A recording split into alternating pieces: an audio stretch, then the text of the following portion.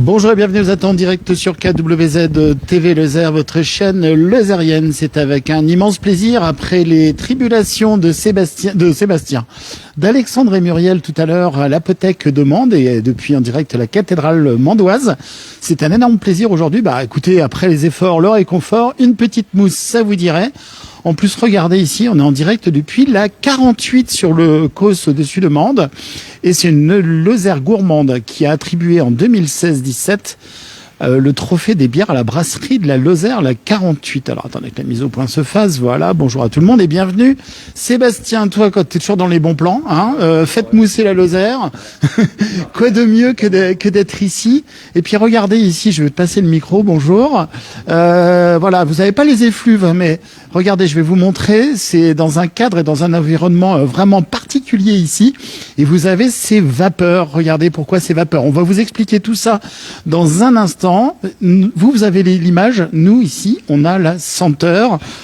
Ici, donc, en direct depuis le process de fabrication de la bière de la brasserie, donc la 48, ici, à Mende, en Lozère. Alors, plusieurs brasseries ici en Lozère.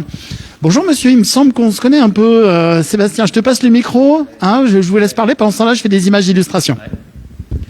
Allez, bonjour à tous, bienvenue sur KWZ TV Lozère et ici sur le Cossodoge avec la 48, Philippe et Laurent qui sont en plein processus. Là, c'est la fin de la fabrication de cette belle bière, la 48. Alors Philippe, tu peux un peu nous expliquer, avec Laurent après, on va pas le déranger, on passera à Laurent après, et un peu la date et l'idée, qui c'est qui a eu cette idée de créer cette bière ici à Mende? Le départ de notre rencontre avec Laurent, c'était en 2014. Laurent est venu me voir, me proposer si je souhaitais participer à un projet sur la ville de Mende, en l'occurrence une brasserie, et j'ai de suite accepté. Voilà. D'accord. Alors, et vous avez fait des formations, parce que Laurent, tu l'as m'expliqué un peu, mais on ne s'improvise pas comme ça brasseur, que quand moi je vois toutes ces machines et tout, il faut quand même s'y connaître. Ah, tout à fait, il faut s'y connaître. C'est Laurent donc, lui, qui est maître brasseur, il a statut maître brasseur, donc il a fait un petit stage au tout début de notre partenariat. Il est parti dans le Nord-Pas-de-Calais faire une semaine de formation. Et ensuite, afin de se former un petit peu plus, il est parti pendant un mois à La Rochelle pour obtenir un diplôme de maître brasseur. Donc il est maître brasseur. Voilà. D'accord, ok. Et puis maintenant, il finit son processus. Alors, après, il viendra nous voir un petit peu. Combien de catégories de bières vous avez là du coup? Actuellement, on en a entre 10 et 15 là. D'accord, ok.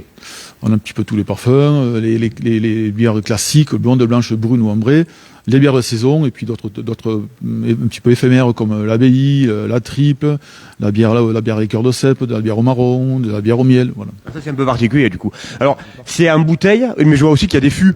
Oui, alors les fûts, on ne s'est pas encore mis au fût, on s'est mis le fût parce que dernièrement donc Laurent était à Paris au salon d'agriculture, donc sur les événements le salon d'agriculture ou sinon les événements faits par le conseil départemental, on est allé plusieurs fois donc à Lyon, à Toulouse ou à Marseille, donc on fait du fût, voilà. D'accord.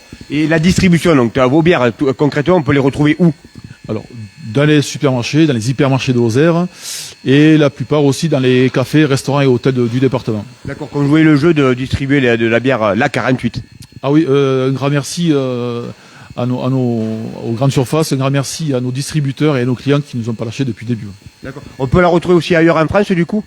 En France, pas partout. À Paris, on a un Lozérien qui dans un bar qui tire notre bière au fût, la blanche en l'occurrence. Voilà. Après, c'est surtout la Lozère. D'accord. Alors moi, je fais du sport et du trail. Après, quand on arrive, ça fait du bien de boire une petite mousse, une petite pression. Alors je vois que vous avez des fûts, donc ça serait impeccable pour à l'arrivée des courses à pied ou même d'autres sports, une petite pression. Allez, on va aller voir Laurent qui est en train de finir. Là, il surveille là, parce qu'il m'a dit c'est le moment le plus important du moment. C'est le moment un peu critique là pour lui là, donc. D'accord. Alors c'est critique pourquoi? Ça veut dire. Ouais, alors juste, ouais. C'est juste critique pourquoi? La température? Parce que, il faut que je gère la température qui va rentrer dans la cuve pour la fermentation. Ouais. Voilà. Donc c'est hyper important, il y en a pour 5 minutes et après il n'y aura pas de souci. Mais c'est vraiment une phase importante parce que c'est là qu'on va mettre la levure. Il faut vraiment que la bière soit chez nous on met à 25 degrés. Et c'est au degré près? C'est au degré près, ouais. On a un petit battement, mais c'est vraiment... on n'a pas beaucoup de battements quand même. Bon, écoute, on te laisse finir ça tranquillement, parce que vous avez vu, c'est un processus qui est bien précis, hein, c'est nickel. Hein. Alors comment ça se passe? Comment vous avez déterminé un peu les saveurs de ces bières ou de vos différentes propositions? Vous êtes réunis entre une bande de potes et vous êtes dit, moi je préfère celle-ci ou celle-là? Non, pas du tout. Alors les bières classiques, donc c'est tout à l'heure la blonde, la blanche, la brune et l'ambrée, donc font partie des 4 couleurs. Donc, il faut les avoir absolument quand dans une brasserie. Après, quant aux saveurs futures qu'on a fait, donc la liqueur de cèpe, c'était à l'époque un ami à Laurent qui faisait la liqueur de cèpe. C'était notre première bière particulière, donc qui a eu un certain succès. Et après, c'est en discutant avec Michael Pradier, qui est notre associé aussi, le 3e associé de la 48, on a entre nous, oui. Seulement entre nous, pas entre potes, entre nous, de choisir du miel ou du marron ou de la tripe ou de la bille, voilà. D'accord. La myrtille, c'est pas l'étude? Tout est à l'étude. On peut tout faire, on peut tout faire dans la bière. Et pourquoi le slogan faites mousser la Lozère? C'était un slogan qu'on avait trouvé au début de notre association, voilà. Ouais. D'accord. La plus vendue et la plus consommée, ça serait quoi, la nature? Ah, mais les plus vendus, bien sûr, c'est les classiques, donc à savoir la blonde, la blanche et la bière ambrée. D'accord. Ouais, et c'est la même fabrication pour faire ces 3 bières-là? C'est à peu près la même fabrication, ouais, toujours pareil. Je voyais marqué là-haut alors. Pour faire de la bière, il faut de l'eau, du malt, de l'orge, du houblon et de la levure. Et c'est ça qui va faire maintenant. Là. Exactement. Toutes les bières, il faut exactement les mêmes. De l'eau, du malt, de l'orge, du houblon, de la levure. Exactement pareil. D'accord. Ça ne change pas. Là, vous n'étiez pas dans ce local au début. Vous avez grandi un petit peu, vous étiez dans un autre local. Et petit à petit, ça se développe. Ah, ça se développe un petit peu. On est un peu plus à l'étroit dans nos locaux. On a changé il y a 4-5 ans maintenant. On est là, on est bien là. On a 200 mètres carrés, mais au moment de la saison, tout est bien rempli. Ouais. Ouais, la saison, du coup, tu me disais, la bière, c'est par saison. Ça part d'avril, là. D'avril, à fin septembre, par là. Ouais. Saisonnier. On s'est aperçu que c'était bien saisonnier aussi. Oui, des vacances, surtout que la Lozère, elle a levé en poupe. Hein. Maintenant, l'été, les vacanciers. Et ce d'autant plus avec les 2 années très compliquées qu'on a eues, donc 2 dernières années. Donc, on aimerait avoir une année bien stable. Voilà. Ouais. On va inaugurer le bar. Et ça, c'est à faire aussi. Ouais. Allez, je balance. Et il va bien falloir finir par inaugurer ce bar. Mais ça fait... Alors on a une correspondante KWZ qui demande si vous serez présent, la Lozère sera à Bordeaux, vous y serez aussi? À Bordeaux, oui, pas de souci. Comme on a été présent à Lyon, à Marseille, à Toulouse. Ouais. Et donc là, concrètement, pour vous, ça se déroule comment? Vous partez, vous prenez du stock, vous faites découvrir la bière là-bas? Voilà, on prend notre petite voiture, on prend 2-3 fûts différents, ou de la blonde, de la blanche, c'est certainement. Et puis on arrive, on a contribué aussi à faire connaître aussi la Lozère dans notre stand. D'accord. Ok. Et du coup, cette année à Bordeaux. Après Montpellier, il y a eu Montpellier, Lyon, Toulouse. Lyon, Toulouse, Marseille. Alors Bordeaux, c'est plutôt une ville du vin, hein, mais ils vont goûter la bière. La bière lozérienne. Ouais, mais bien sûr qu'il y a du vin, bien sûr. Mais après, il y a de la bière aussi partout en français. Il faut savoir que maintenant, on est un peu plus de 2000 petites brasseries quand même. Donc, quand on a commencé, il y avait à peu près 800 brasseries. Maintenant, les 2000 sont dépassés. Et ça vient d'où cet effet mode un peu de brasserie? Tu as une explication? Peut-être un effet mode aussi, peut-être un effet local aussi qui joue un petit peu au nouveau dans la bière, parce que bon, c'est bien aussi. Pendant des années, on a bu des bières un petit peu qui se ressemblaient toutes les unes des autres. Donc, et heureusement qu'il y a quelques personnes qui sont venues il y a quelques années choisir et se dire on peut faire goûter autre chose à nos amis ou à nos clients. Oui, c'est du terroir quand même, c'est du produit d'ici du coup. Oui. Oui, le châtaignier, il est à quelques centaines de mètres. Là. D'accord. Vous faites un point d'orgue à prendre quand même des produits aussi d'ici pour les saveurs? Quand on peut, quand on peut le faire, il faut le faire. Ouais. Ah oui. Oui. Ça fait marcher, mais aussi l'économie. Il faut que tout le monde travaille, quoi. C'est ça le truc. Ouais. D'accord. Okay. Que les uns fassent travailler les autres. Tu as raison, c'est important. Alors Eric, lui, il est dans les effluves là-bas avec la petite vapeur qui va bien. Il va se saouler là, parce que est-ce que les effluves comme ça, non, il y a pas encore d'alcool là? Non, pas encore. Okay. Après, moi, je connais rien. Moi, je la bois. Après, la fabrication. Attends, j'arrive. L'alcool, alors? Voilà, l'alcool, il va commencer justement quand on aura fini de remplir la cuve. Je vais mettre les levures et l'alcool, à ce moment-là, va se faire. D'accord. Alors là, il va sortir combien de litres de bière, du coup? On est sur 1000 litres. 1000 litres. À chaque fois, 1000 litres minimum? Minimum, ah ouais, 1000 litres, ouais. Et la levure, peut-être c'est secret. Hein, non, pas du tout. C'est 500 grammes pour 1000 litres. D'accord. Ah ouais, quand même. Et c'est grâce à ce phénomène-là que ça va... En fait, la levure, les sucres, la levure va manger les sucres, ça va faire un dégazage, et c'est ce qui va produire l'alcool. D'accord. Alors moi, je suis novice là-dedans. Est-ce que chaque brasseur a sa propre levure et sa pâte? Il y en a qui ont leur propre levure, mais c'est très très compliqué. Je dirais que c'est encore un autre métier de produire la levure. Nous, on prend des levures que la plupart des brasseurs prennent. Il y a 3-4 gros fabricants de levures. Voilà, quoi. Et le pays de la bière, c'est la France, mais c'est surtout aussi quoi, l'Allemagne, la Belgique, la Hollande? Oui, oui. Enfin, la Belgique, mais bon, il n'y a pas que les Belges qui savent faire de la bière maintenant. Voilà, l'Allemagne, et puis en France maintenant, depuis 20-25 ans, on est pas mal, quoi. Alors Philippe me disait, c'est toi qui a un peu essoufflé ça. Pourquoi la bière? Pourquoi t'es tombé là-dedans? Ah, pourquoi? Parce que j'avais envie de sortir un produit un peu de terroir. Voilà.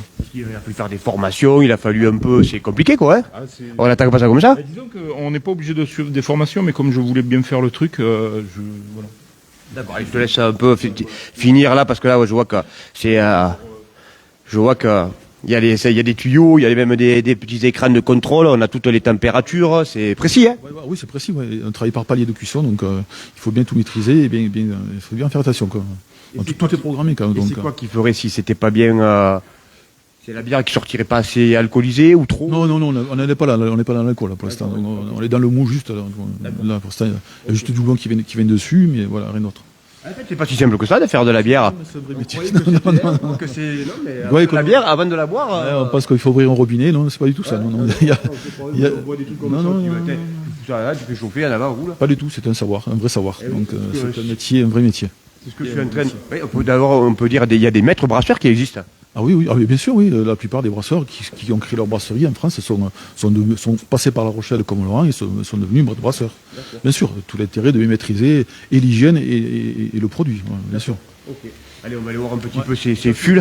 Ouais, j'essaye de pas écraser les tuyaux. Hop. Regardez, là, on est en plein dans les... Comme vous montrez Eric, on est en plein dans tous les fûts, là. C'est tout identifié, les litrages. Tout en aluminium. C'est tout... Eric, tu connaissais toi un peu ce... C'est impressionnant quand même, hein. Toi, t'es plutôt d'un pays du Champagne. C'est vrai que pays du Champagne, absolument. Historiquement de la Lorraine, mais 20 ans en Champagne-Ardenne. Et puis non, mais ici en Lozère, on a déjà fait plusieurs brasseries lozériennes, la Naine, la Jonte, qu'on a eu le plaisir de découvrir. C'est un énorme plaisir ici de venir vous voir. À la 48, un sacré Mika. Il nous avait caché ça aussi, hein. Ouais. Non, mais tu vois, ouais, Je vais ajouter de l'eau. Voilà, mais on te laisse faire, hein, on te laisse faire. Et voilà, c'était pour vous redonner une petite idée des produits du terroir qu'on a en Lozère. On n'a pas que la charcutaille et le fromage, on a aussi la bière, hein, qui est du terroir. Donc, et avec tout le process, tu as montré là-haut, Eric, je sais pas vu si tu avais montré, tout le process de fabrication de la bière. C'est bien fait ça, hein. Ça, c'est bien pour les gens qui viennent visiter la brasserie, donc en plus de leurs explications qu'on leur donne, donc ils ont... Parce que tu fais des portes ouvertes, hein. De temps en temps, ça arrive. Oui, de temps en temps. Peu de fois, mais ça nous arrive. Oui. Et les gens qui viennent là, c'est qui en gros Alors, ou c'est des brasseurs qui nous rendent visite, ou des gens qui sont sur le département, qui souhaitent connaître la bière et qui savent qu'il y a une brasserie sur Mende et qui viennent nous rencontrer. D'accord. Et puis oui, là-haut, c'est tout expliqué. Il n'y a plus qu'à suivre le processus de l'étape 1 à l'étape 13 là-bas, je vois, jusqu'à la refermentation de 12 à 15 jours. Ah, quand même.